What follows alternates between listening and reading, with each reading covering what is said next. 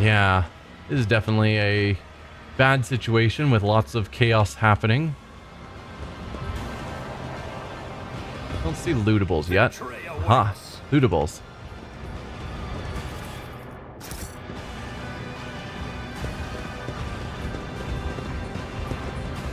Like, yeah, it's not good that we have given over this city to Slaanesh. That's probably bad. And there are probably people of the Inquisition who would disagree with that choice. But since the Inquisition we deal with is Ordo Xenos, the destruction of all the Drukhari, or lots of the Drukhari, at the penalty of powering up Chaos God is probably okay for them. But Ordo Malleus probably thinks otherwise.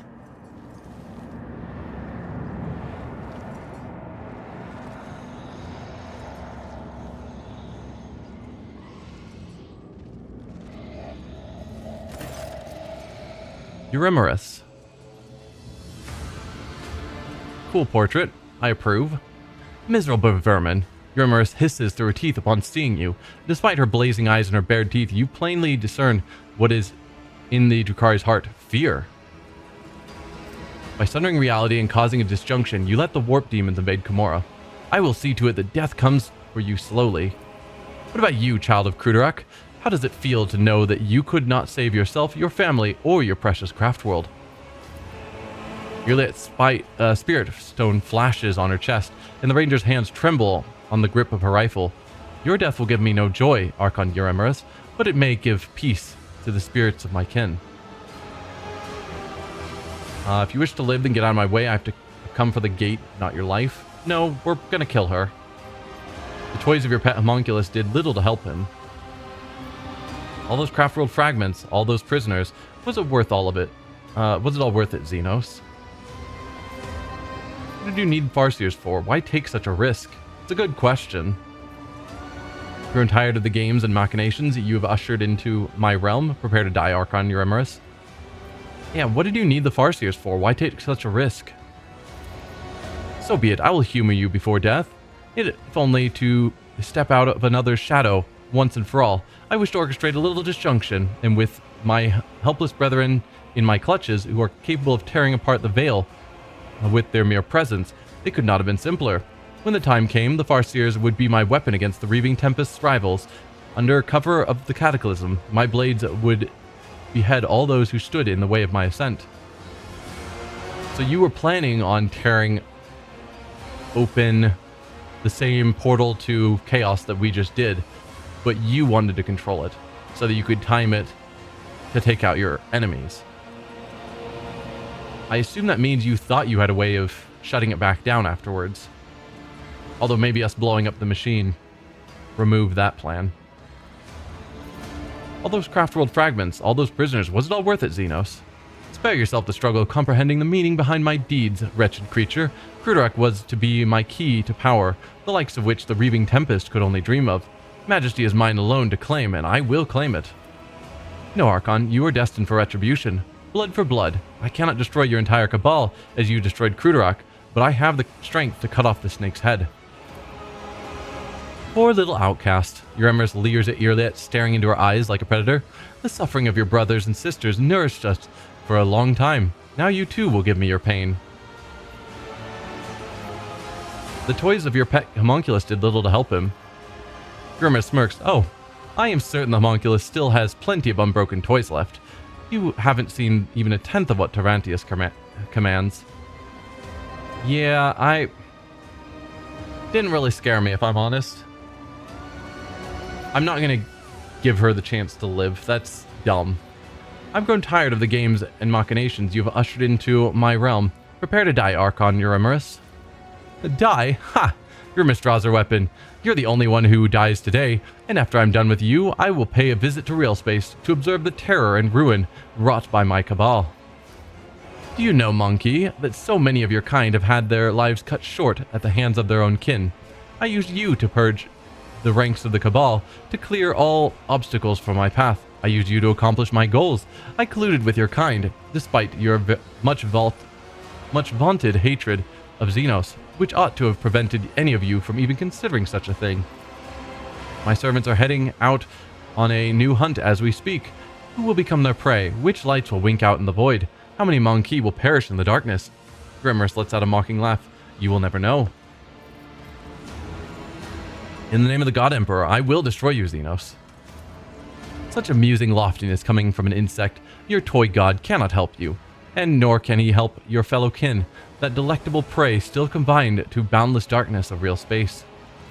I'll wipe you from the face of Okay, so those are going to be more of Tervantius's toys, presumably. So we've got some Incubus. She has 1,000 health. 1,000! Does that seem absurd to anyone else? Difficulty level 7? What is the game doing here? This creature restores 3 wounds every time another creature suffers damage that does not kill it. And at the beginning of combat, the wearer gains the Shadow Field effect, while under this effect, the wearer counts as being in full cover against all ranged attacks. The effect is lost when the wearer is hit by a ranged attack and suffers damage from it. The weapon feels pretty pathetic. That one looks pretty good, though. When a creature in the Thanatophobia zone suffers damage, it must pass a willpower resistance test. If it fails, it regains the Thanatophobia effect for 2 rounds. I don't know what the Thanatophobia effect is, but sure. All incubi gain an extra turn. Well, that sucks. Power from pain, we've seen that before.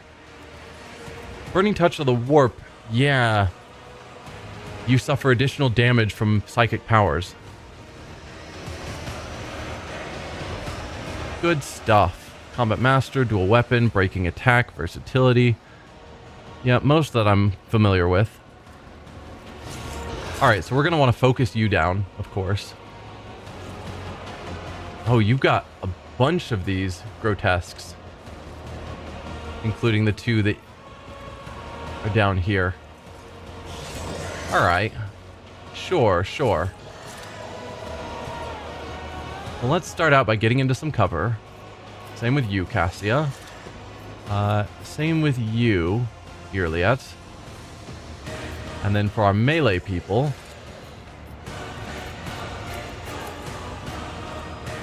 Pascal, you can go there. Heinrichs can go there, and Ulfar. Might just send you over here to try and take on some of the grotesques. Or maybe send you down here to take on the grotesques. I'm assuming you'll lose against them. But hopefully you can keep them paused enough that we can finish this fight and then help you. Alright, so Cassia. We'll do the usual of have you give... I am too far away.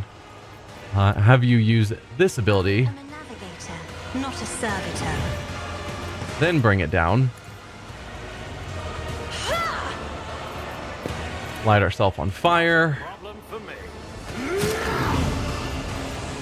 Orchestrate flames.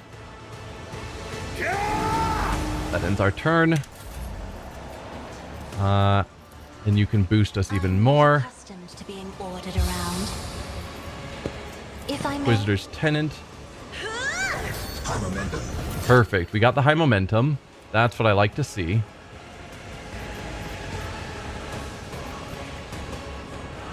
Let's see about moving the enemies. If I can group them up before we get to Ignatius's turn, could probably make use of that. Me. If you insist, Lord Captain. Okay, so we didn't get her to move, which is a bit of a shame.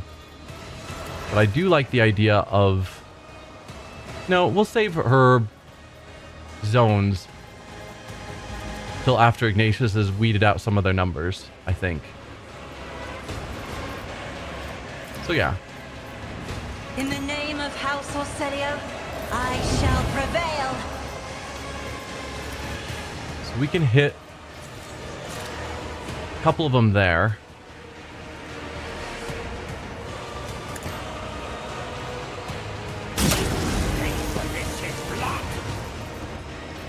Because this is only a single target. Yeah. So it's better to use Meltas when I can get lines of them. Nothing I can't do. Nothing you can't do has been lost. Alright, we've got our high momentum. Then, if I went with something like this... I guess before we do that, let's use steady superiority to give us another attack. Time is now. There's probably an angle where I can hit both of them and her, is my thought. Yeah. That. I shall not fear. I don't like standing out in the open, Trusting me was your biggest mistake. but I do like doing lots of damage to the enemies. Right, she takes extra damage from the warp. I should have been focusing on doing extra warpy things to her rather than playing around with all them. Yeah. Already done. Do Revel and Slaughter, and then Run and Gun. Suits my purposes. So I could light her on fire, potentially doing even more fire damage. Because I've got 2 more ignites I can do to her. Or just 1 Melta. Or 1 Incinerate. How does Incinerate do at this point? Compared to a Melta. 302 to 434. Same. Even though she's on fire and I'm on fire.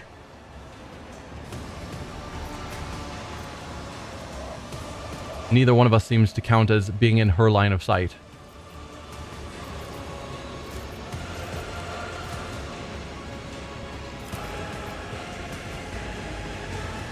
So I think 2 ignites are better than... I guess that's my thought. I don't know if the fire damage we're seeing there is the max of what ignite would do. Which is why I want to do ignite. It was. We're still at 39, so that's a bit of a shame. I could orchestrate flames to make sure the fire doesn't go out. I could inflame. Oh, I can inflame regardless to just hit her again with more fire damage. Alright. We'll ignite you again. I can't do. I will tear your throat out personally, monkey. Did that end the fight? No. And you suddenly gained all of your health back? You're blinded by your own misery. And killed Pascal.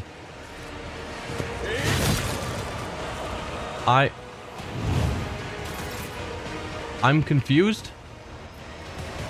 Yeah, I'll go with confused.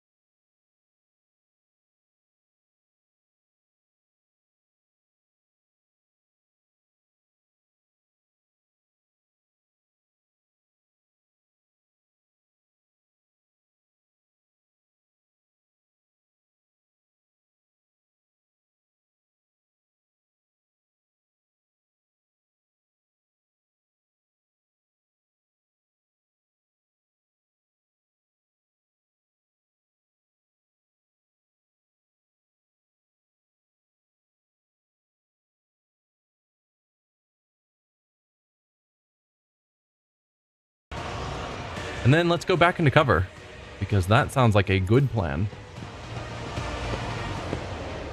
Alright, so all the incubuses are down, and she's half dead, but we still have the grotesques to deal with.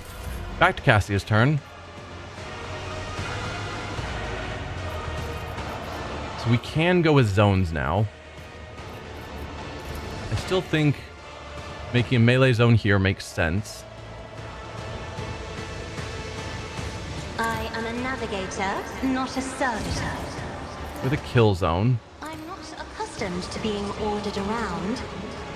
Yeah, and we've got the bars back, which is good.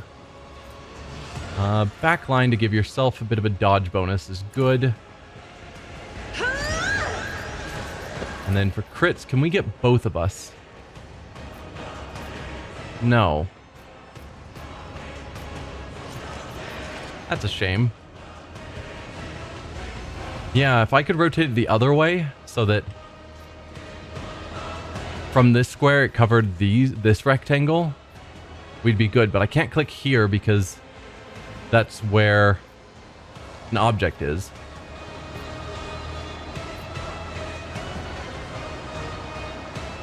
Huh.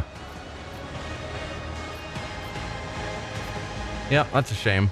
Oh well, we'll give the bonus to Yremeryss for crits.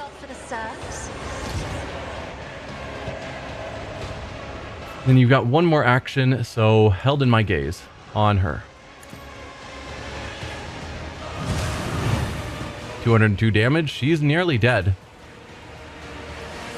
268 health left, and she's going to be taking 167 damage at the start of her turn. Potentially increased if it counts as psychic, and so she takes extra damage from psychic abilities. Who knows?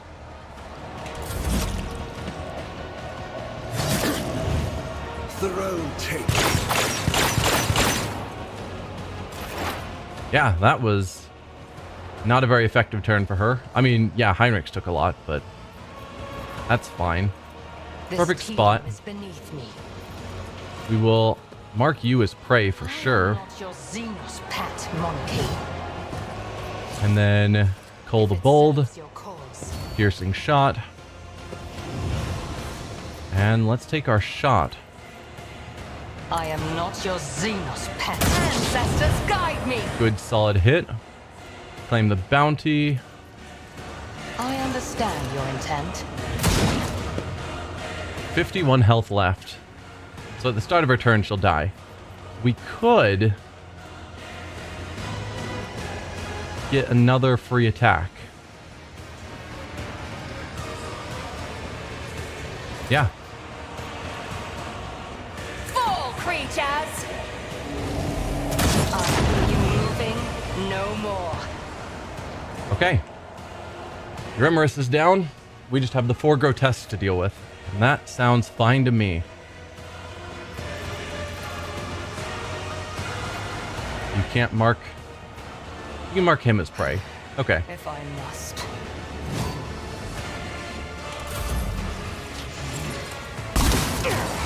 The born predator does not become prey! Alright.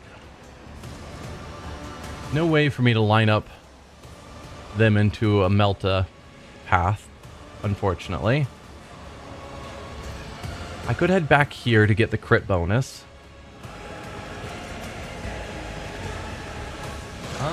I don't think the YouTube stream should have died.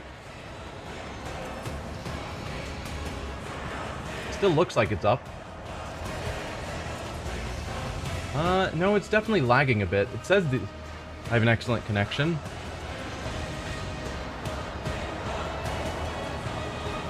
Oh, did both streams die for a short time? That's a shame. You had an upset as well? Okay. Darn. Oh yeah, I see that there was a problem. Looks like the stream restarted on Twitch 4 minutes ago. Okay.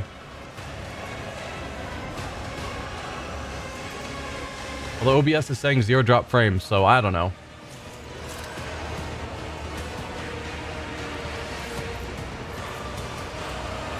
So yeah, we could hit you.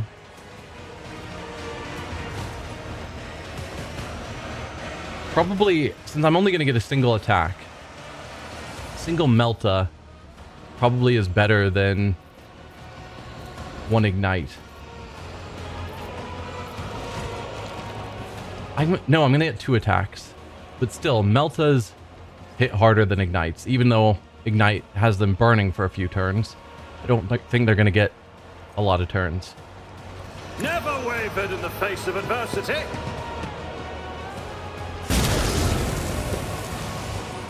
So we'll go there.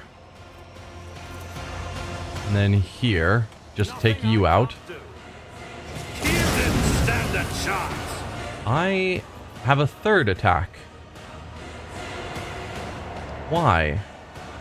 I'm not complaining, of course. Just confused. Because I have my normal single attack and then my extra ability said I got one free attack each turn. Not sure where I got a third attack from. Alright, no one is burning for me to use any of my other abilities for. Might actually make sense to move and cover this direction because soon those are going to be the only enemies left.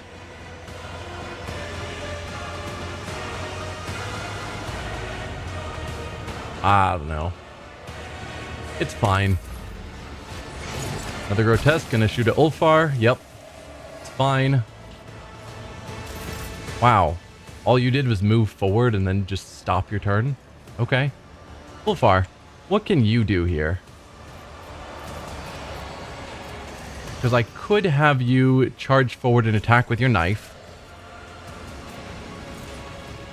Or multi-attack with your pistol. We did rapid fire.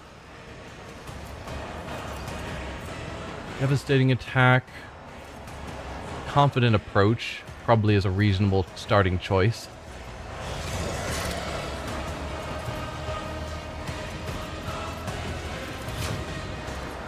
Let's do rapid fire. Concentrated fire. Confident approach.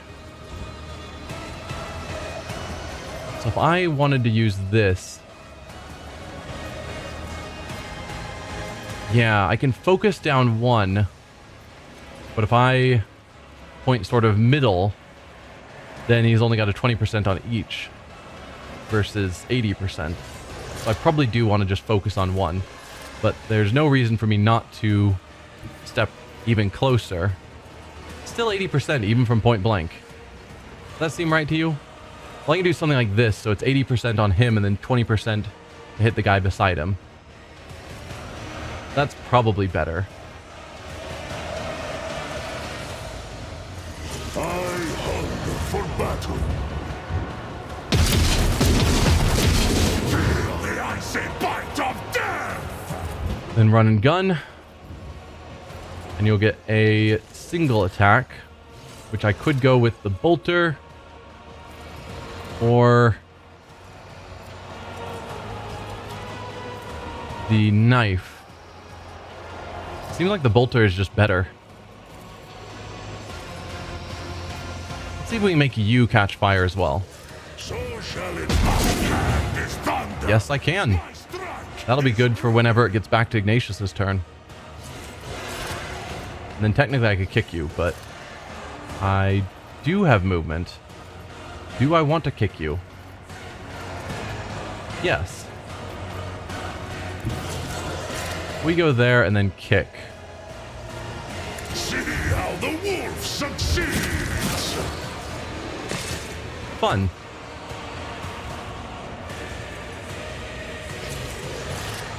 Yeah, and then just move into melee with them, I suppose.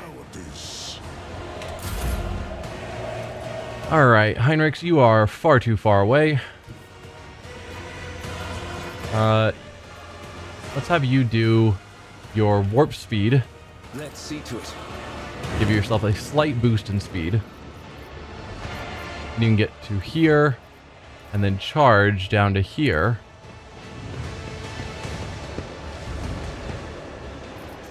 Oh, I suppose I should have done Word of the Emperor. To try and hit as many of our allies as I could. Which would have been smarter while he was there to take the effect as well. So if I want Ignatius to get it, which I do, then it's only Irliet as well. There's no way for me to get Cassia, and Ignatius. That's a shame. Alright, Word of the Emperor. Boost the two of them. Then Hammer of the Emperor for a plus 38 damage on their attacks. Or do I endure? I doubt they're going to focus on attacking Heinrichs. I should heal him. What am I doing? Regenerate is 10 wounds. Beginning of every turn. Versus Invigorate is just 21 wounds now. I'm going to go with the 21 wounds now. For the throne's glory. Oh, I didn't actually use your action. So regenerate. There you go. And I might as well go Iron Arm. But of course, Lord. We've already maxed out the Veil Degradation, so what harm is there in continuing to push it? Cassia. What can I do with you? I could let you give Ulfar another turn. He's right there to take a few attacks on them. Particularly the one that's already on the ground.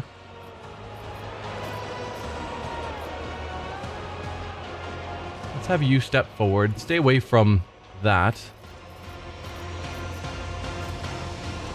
Willpower and toughness. I don't know how much willpower helps him. We'll just do Voice of Command on Ulfar. I have read tomes of military tactics. We'll move the melee zone to here.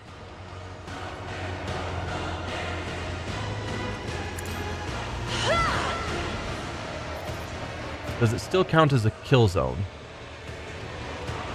I don't know. Are you in a kill zone? Since we marked the melee zone as a kill zone before, that is a ton of effects going on at the moment, but it doesn't seem like it. So we will make that a kill zone. Then we give you a free turn. Isn't this a job for the serfs?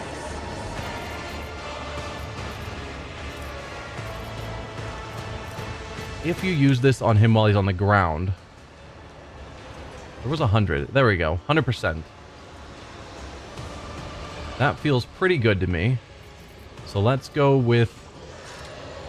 Oh, you've only got 2 AP. So I can't load up a bunch of effects on it. That's disappointing. Alright. We'll just shoot into him.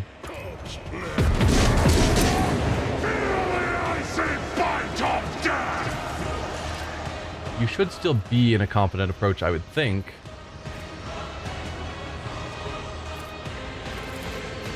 And kick this guy. He won't be able to move. He'll slam into that, potentially taking extra damage. Or not. Go into confident approach in case you weren't. I don't know. It's the end of your turn. Back to Cassia.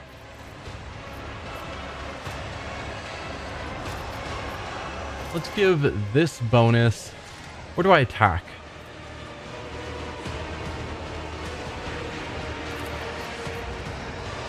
Yeah, doing more damage I'm a navigator, seems reasonable. not a servitor. Alright, Irliet. You've got this one.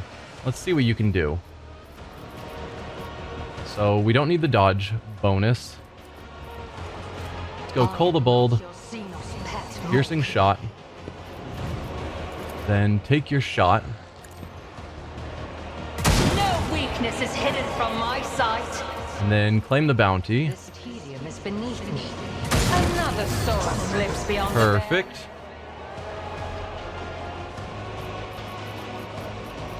Three more actions.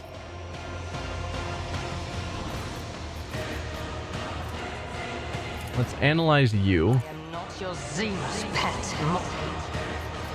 And this is 1 AP. I guess joint analysis. Your course. And then we'll finish it up with this in my sights on this one. If I must. regret this. Alright, let's step forward. You're both burning, which feels really good. I could firestorm. It doesn't hit the other. This one does. Ulfar will get hit, but that's fine.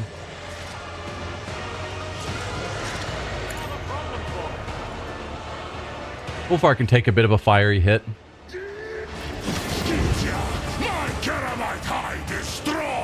Yes.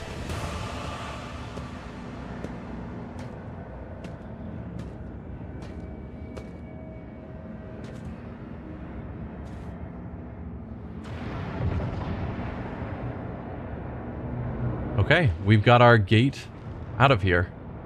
Let's do all of our looting first, of course. Please don't step through the gate. Agonizing Splinter Pistol. Meh. Jin Blade of Yremeryss. That's probably a very good weapon for a melee character.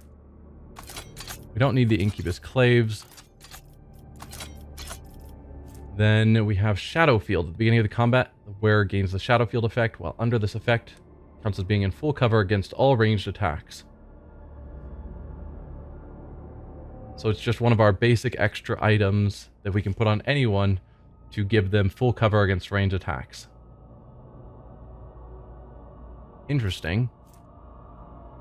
Whenever a bleeding, burning, or toxin effect is inflicted by the wearer, deals damage to an enemy, that enemy suffers minus 5% armor penalty against only the wearer's attacks, and the wearer gains plus 5% critical hit chance against them, and stacks. Really? That's something to consider for Ignatius.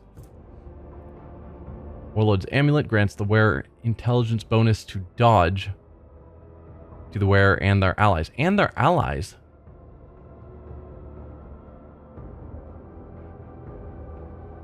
So give that to Pascal and everyone gets a huge dodge bonus? If I'm reading that correctly? That's super good. Monkey Hide Cape, gross. Decreases all incoming damage except direct damage by 1%. Alright, well, let's collect all of that. We'll go to Pascal. You've got the highest int, I'm sure. Though not at the moment with your injury.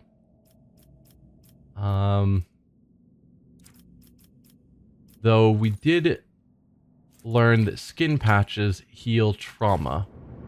So Pascal, skin patch on yourself. Perfect. Now we go back to your inventory. You've got intelligence 70. I assume that's the highest.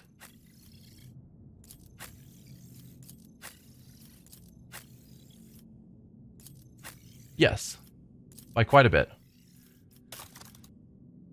So if I give you this, which takes this slot, what do you have right now?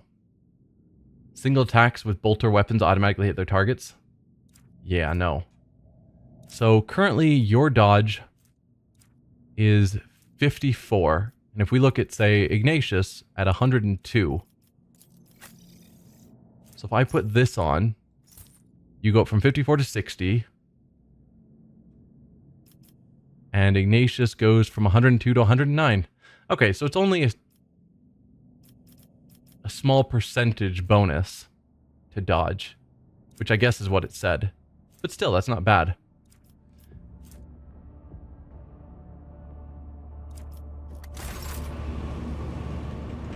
What else do we have around? Let's move the entire group, not just you by yourself. I'll lay claim to the stars. Yeah, we've already looted all of them. Also, I don't think we know where this webway gate connects to. We just know it leads to real space. And that's good enough for us, but... yeah. Okay, yeah, we've already explored through all of here and grabbed all the loot. Okay then, let's quickly do our level up before we step through the portal. There's some funky interaction with your origin talent and steady superiority. Okay, could be.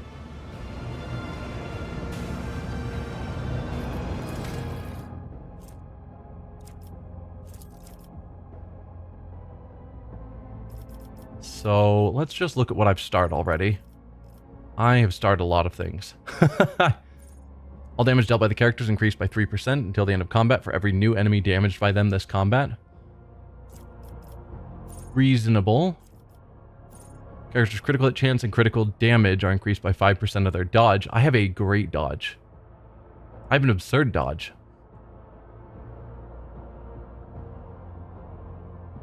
Because didn't we see that it was like 100 and... Yeah, you can go away for the moment. 109. I guess... So 5% of that means 5%. Alright, maybe that's not as amazing as it sounded. So it's just a 5% bonus to critical hit and damage. It's not bad.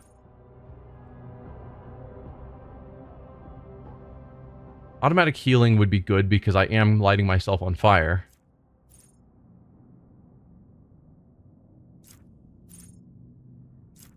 Ignoring deflection could be good to do more damage. Heal more.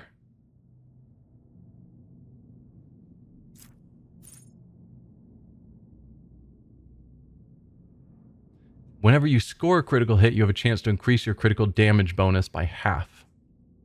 So we do 50% more critical damage. That could also be very good. Is there a way to tell how likely we are to crit? Because I don't think there's an obvious number I can look at for that. 5% of 109 is 21? No. 5% of 100 is 5. 5% of 109 is like 6.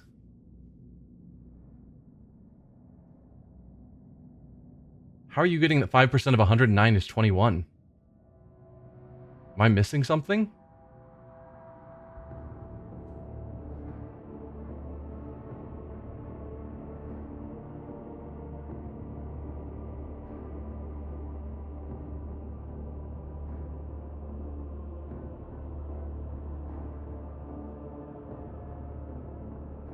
Oh yeah, something went wrong with your brain, moving on. Okay. I was like, if I'm missing something and my brain's just not mathing right, then I'll definitely take it. Alright, we're going to go with vital points just so we have a chance to do even more crit damage. Because we crit often enough, I think. Enemies that are forced to make resistance tests by the Archmilitant will make any resistance tests from any source with a minus 24 penalty until the end of combat. Yeah, that sounds nice. Moving on to you. Deadly aim. The character's dodge reduction is higher than the enemy's dodge, which in most cases it probably is. Character's damage against that enemy is increased by 1% for every 5. Math on that is going to be crazy. Character ignores 4 of their enemies' deflection. Very good. Character's armor penetration is higher than their armor. Blah, blah, blah. Character's attacks gain additional 42% over penetration. And over penetration attacks cannot be dodged. We do over penetrate regularly, including having skills to ensure that it happens. We don't always have enemies lined up nicely though, so I don't know how often that does happen. And you have the similar critical hit increased it. We can guarantee a critical hit every turn. So, yeah. And yeah, whenever an ally kills prey, they still get bonuses. That sounds reasonable. I have not marked anything for you, unfortunately. We'll go with the critical hit one. It's simple. I don't want to focus too long on this stuff. Do I have you in heavy armor? Fires of the Forge could be nice because I do accidentally light you on fire on occasion.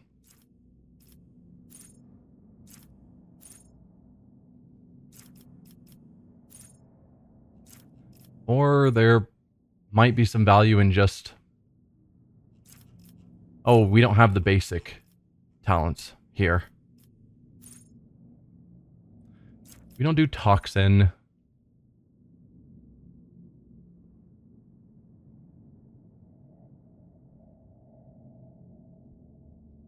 Deal more bleeding.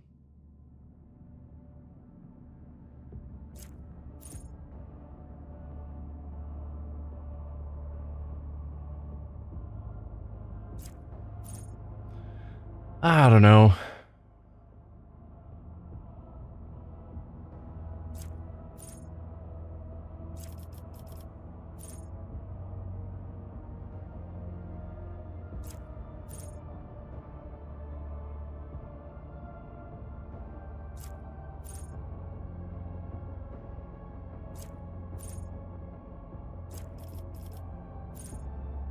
Too many options, and none of them are that amazing.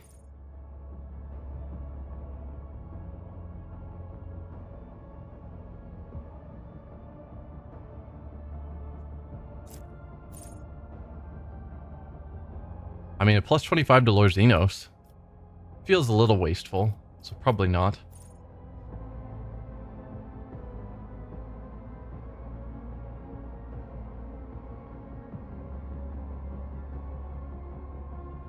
Problem is, a lot of these are when an enemy is already suffering from damage over time from the executioner, rather than just enemies suffering from damage over time. Sure, deal more bleeding. It's fine. I don't want to focus too long on any of it.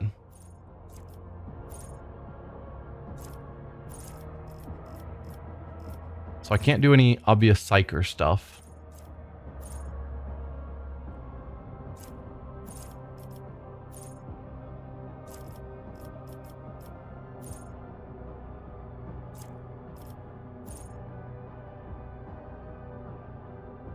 Oh, peak condition, boosting your strength equal to 20% of your wounds. You don't have a ton of wounds, actually. So it'd give you a plus 17 strength, it shows. I mean, that's something, but it's nowhere near as good as Ulfar got when he had that, because his wounds were like 100 and something.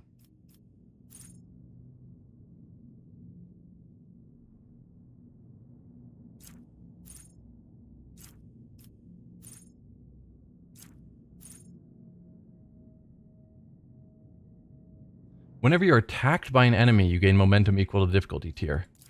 His goal is to be up front getting attacked.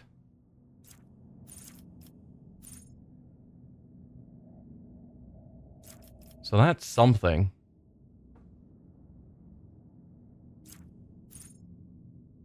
Or regular healing. It's probably smarter. Yeah. We'll give you some regular healing. I think we've looked at all these a dozen times and didn't find them particularly interesting. Most of them are for ranged attacks that don't apply to him.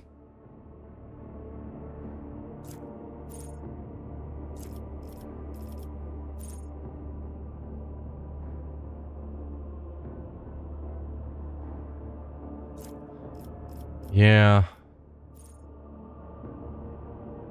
And Vanguard abilities. Ooh, I do have some starred stuff for you. Good.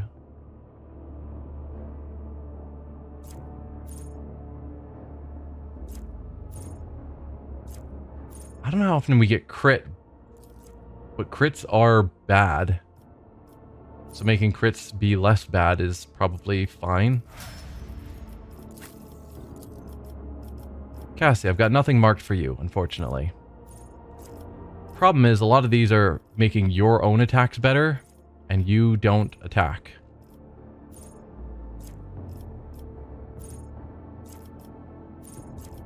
So I could go with the things that, you know, boost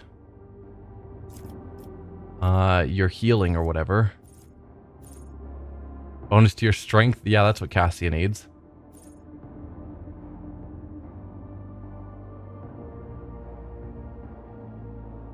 I mean, just bonuses to all the numbers. It's probably not terrible.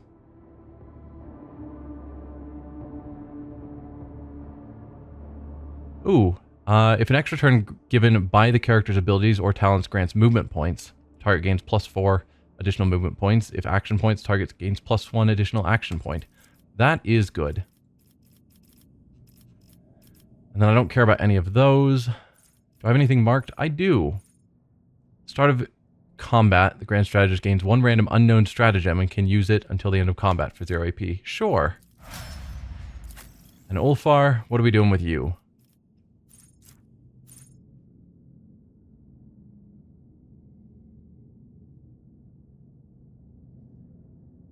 Pushing does more? Alright. I have a ton of things marked for you. Critical hits. Reduce armor for melee attacks.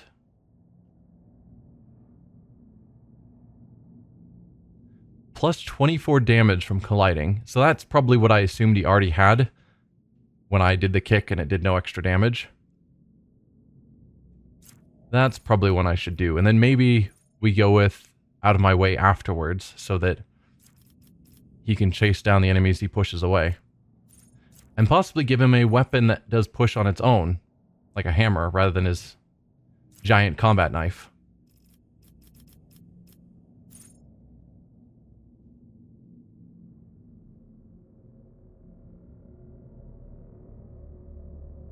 I still don't know what the +1 means. Whenever an Archmilitant or their ally uses a heroic act or a desperate measure, the Archmilitant gains +1 something and 10% damage on all attacks until the end of combat.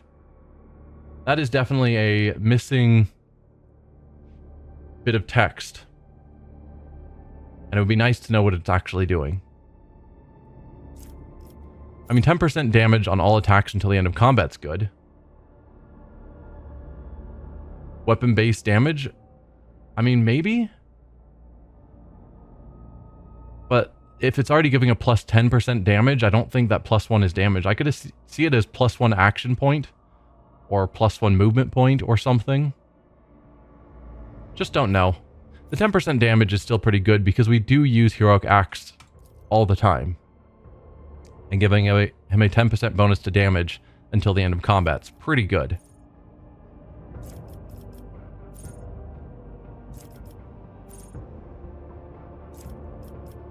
See.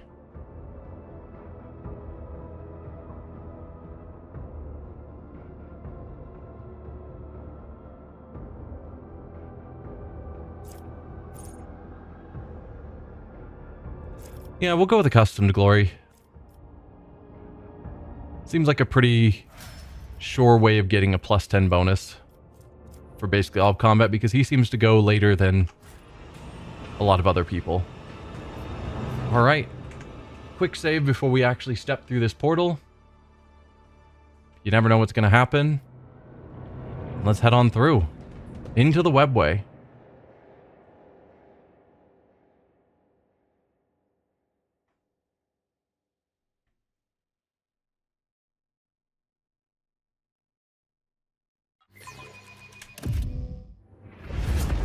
With the physical horrors of Komorra behind them, a long and arduous journey, possible only with the help of a xenos guide, lay ahead for the rogue trader and his party.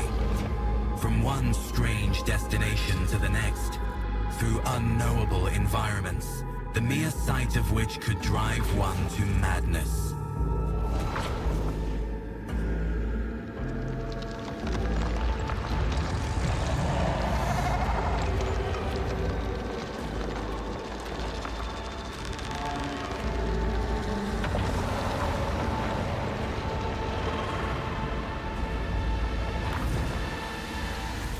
Despite the challenges, they managed to escape the labyrinthian webway and find their way back. Home? Where is home? Also, very cool depiction of the webway. Oh, we're back on Janus. There was this gate here. That is true. Well, that's terribly convenient. Hello, how are you doing today? I'm doing good, Pomegranate. How are you? Poorly shaved commoner in worn overalls eyes you with suspicion. He's clutching an autogun that looks like it is one careless reload away from falling apart. The man narrows his eyes and inquires, "Oi, who are you lot? You're not bandits, are you?" Like, I get that we have a couple of Eldari with us, but we clearly have a space marine. You should be showing extreme deference, even if you don't recognize any of the rest of us. We have a space marine. Editing your resume so you'll be lurking mostly. Sounds fun. Editing resumes is always awful. It's a necessary evil though, so I get it. Upon noticing a non-human in your retinue, the old man grimaces with contempt and clutches the Aquila hanging around his neck. And chumming around with inhuman scum, no less. Begone, you lanky freak. I compel you in St. Cognatius's name, in St. Nicomedes Keefe's name, in St. Drusus's name. Eklundil casts a weary eye over the commoner and inquires quietly, "Is this monkey possessed or simply mad?" Persuasion minus 15, which is still going to be 100%, because Cassie is a monster of persuasion. "I'm the master of this planet, Ignatius von Valentius, and I require something of you." Coercion with penalties, still 100%. "Who am I, you ask? I'm Rogue Trader von Valentius. On your knees, knave, while you still have them." I suppose I can now call myself an interdimensional traveler. Just who might you be? We're just going to be honest. If Abelard was here, I'm sure we would have had the option to tell him to introduce us, because that's always fun. "I'm the master of this planet, Ignatius von Valentius, and I require something of you." "Blessed throne, you're joking me. His lordship is here, and these here backwoods? What an honor, a big ol' honor this." The man drops to his knees and tries his best to hide his travesty of a firearm, pretending that he was not just pointing it at your chest a moment ago. "Yeah. I'm just a lowborn, a small, humble man. I've only ever seen your lustrous visage on the holy icons in the temples of the capital." "So, who are you?" "I'm a scout, your lordship. I wander the woods. I test the soil." Taking great care, the old man reaches into his sack and pulls out a scratched auspex with a long spike wrapped in a muddy rag. "The tech priest told me, once 1,000 steps you have walked, thrust the mystical probe into the soil, say a prayer, then press the Smaragdine seal. Offer 3 prayers to the Emperor, then press the ruby seal. Thus will the probe test the land and tell you what minerals dwell therein." I love the tech priesty things of rituals to do tech stuff, where it's like, realistically, in a not tech priest society, it's like, yeah, the device, you put it in the ground, hit the button, wait 3 seconds, and then hit the other button, or something. But instead it's, stick it in the ground, press the button, say 3 prayers, then press the other button. So good. "What do the people of Janus say about my abduction?" The man gives you a puzzled look. "Was that? Did some marauder abduct you? Who could perpetrate such villainy? Kidnapping his lordship, the nerve. We ain't heard nothing here on Janus. How are things in the colony?" "I won't shame myself by complaining. We live, thanks be to the God Emperor and your lordship. We pray for your health every day. Our good masters, the wise magi, they take care of us. Every month we give them a drop of blood as payment for protecting us, and they use it to brew potions that can detect freaks. We do whatever mystical tasks that they require of us, and for that, the magi order the irrigation facilities to yield twice as much." You're giving drops of blood as payment for them to brew potions. Is that something that we caused? Because that feels weird. But I don't remember. I know when we took over Janus, we have an option of like 3 different groups to put in charge. And I don't remember which one I chose. And that could have caused weird. Drops of blood as payment feels weird. His expression darkens. "There's this plague going around Janus, though. Makes your hair fall out, your skin go pale, and your voice disappear. Turns normal emperor-feeling people into right freaks, scum of humanity. We call folks like that wretches, scary to look at. Better to put them all down. Well, we do, little by little, with poison." Yeah, something weird's going on. "Is the governor well?" "Can't say I have the vaguest. We've never heard the governor's name, but it beats living under the accursed heretic Vistenza the Bloodsucker. I need a shuttle and some means of contacting the astropathic choir so I can summon my voidship here." "In a jiffy, your lordship. Please be welcome to our flying ferry. It's right over yonder in the brush. It's also where our expedition's box wizard is staying." Wizard? Like, the words he's using feel weird to me from a 40k standpoint. It could just be that he's some very backwoods guy, so the terms he uses seems odd. But a Vox Wizard? Eklundil shoots you a keen look and asks coldly, "Will your capital offer protection? I do not wish to exchange one prison for another." The old man glances at the Farseer suspiciously. "Will that there chatty mug be flying to the capital with your lordship? He's got an awful big mouth. He looks like trouble." "Yes, the Xenos is coming with me as my guest. Shackle the Xenos and keep him in prison until my ship arrives. Or just kill the Farseer. This one, he's of no further use to me." Wow. No, the Asoriani Xenos have so far not been hostile to humans. And so I'm continuing with my plan of allowing them safety in my realm, so long as that remains the case.